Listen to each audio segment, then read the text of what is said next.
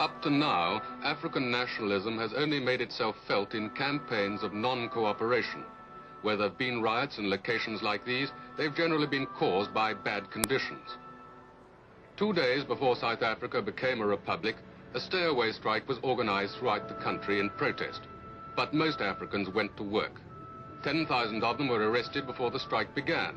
The army was fully mobilized, and an African knows he can be jailed for 3 years if he dares to strike.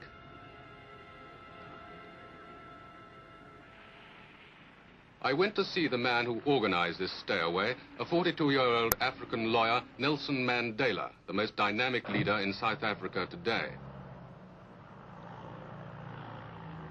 The police were hunting for him at the time, but African nationalists had arranged for me to meet him at his hideout. He is still underground. This is Mandela's first television interview. I asked him what it was that the African really wanted. The Africans want the franchise on the basis of one man, one vote. They want political independence. Do you see Africans being able to develop in this country without the European being pushed out? We have made it very clear in our policy that South Africa is a country of many races. There is room for all the various races in this country. Are there many educated Africans in South Africa? Yes. We have a large number of Africans who are educated and who are taking part in the political struggles of the African people. The question of education has nothing to do with the question of the vote.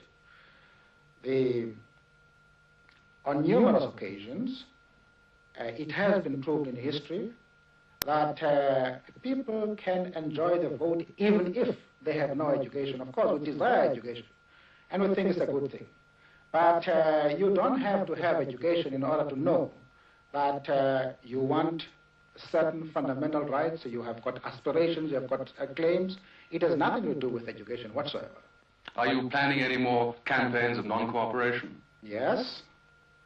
The Pietermaritzburg resolution makes provision for a campaign of non-cooperation with the government, and we are presently studying plans to implement this aspect of the resolution.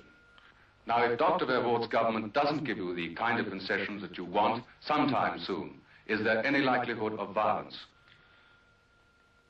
There are many people who feel that the reaction of the government to our stay at home,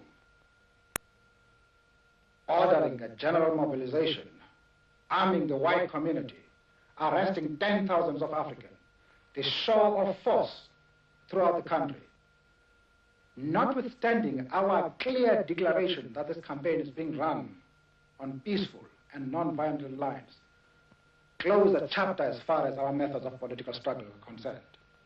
There are many people who feel that it is useless and futile for us to continue talking peace and non-violence against a government whose reply is only savage attacks on an unarmed and defenseless people.